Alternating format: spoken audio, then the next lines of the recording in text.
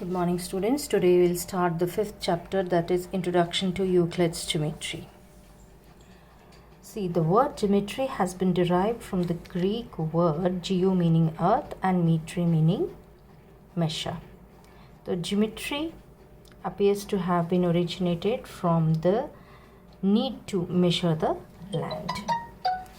In ancient history, you'll study many instances where you'll find that they used some geometrical concepts.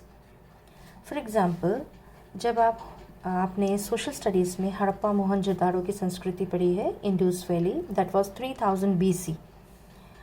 वहाँ की excavations, खुदाई, हड़प्पा मोहनजोदाड़ो की जो खुदाइयाँ हुई हैं, वहाँ से पता चला है कि उनके पास highly develop well planned cities थी, जहाँ पे रोड्स पैरेलल थी, अंडरग्राउंड ड्रेनेज सिस्टम था, घरों के अंदर जो रूम्स थे वो डिफरेंट टाइप्स के थे, और इससे पता चलता है कि कंस्ट्रक्शन में स्किल्ड मेंसुरेशन और प्रैक्टिकल अरिथमेटिक मेथड्स यूज़ किए गए थे या कंसेप्ट्स यूज़ किए गए थे.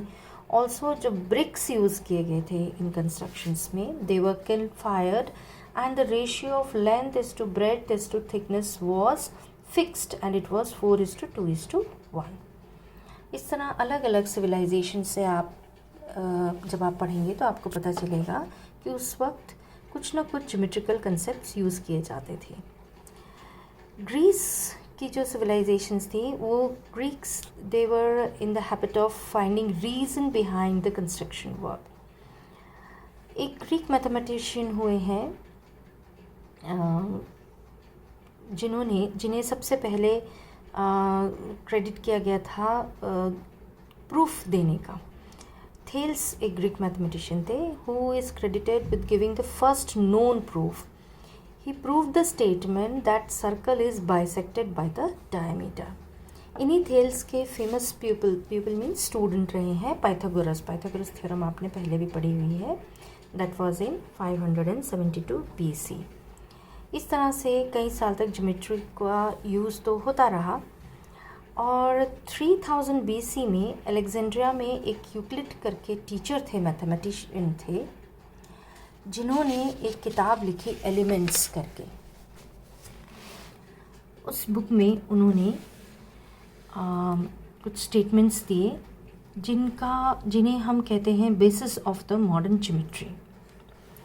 तो यूक्लिड ने कुछ डेफिनेशंस दी थी, एक्सियम्स दिए थे एंड पोस्टुलेट्स भी दिए थे. सबसे पहले तो आपको एक्सियम, स्टेटमेंट और थ्योरम का फ़र्क पता होना चाहिए. एक्सियम बेसिक एक्सेप्टेड फैक्ट है जिसे प्रूफ की ज़रूरत नहीं है, ठीक है, which are granted without proof. जैसे A is greater than B, B is greater than C, that means A is greater than C. Statement एक ऐसा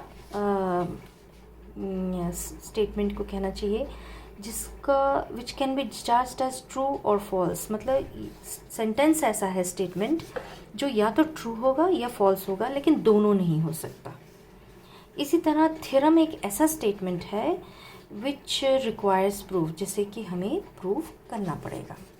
अब यूक्लिड्स ने कुछ डेफिनेशंस दी थी, उन्होंने जो किताब लिखी थी उसमें. पहली डेफिनेशन थी a point is that which has no part. Second was a line is a breadless length. Third, the ends of a line are points. Fourth, a straight line is a line which lies evenly with the points on itself. Fifth, a surface is that which has length and breadth only. Sixth, the edges of a surface are lines. Seventh, a plane surface is a surface which lies evenly with the straight lines on itself.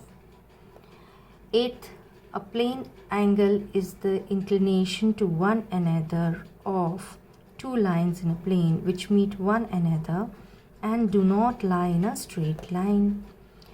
Ninth statement was when the lines containing the angle are straight, the angle is called rectilinear. And the 10th one was when a straight line standing on a straight line makes the adjacent angles equal to one another. Each of the equal angles is a right angle and the straight line stands on the other is called perpendicular to that on which it stands. These were some of the definitions.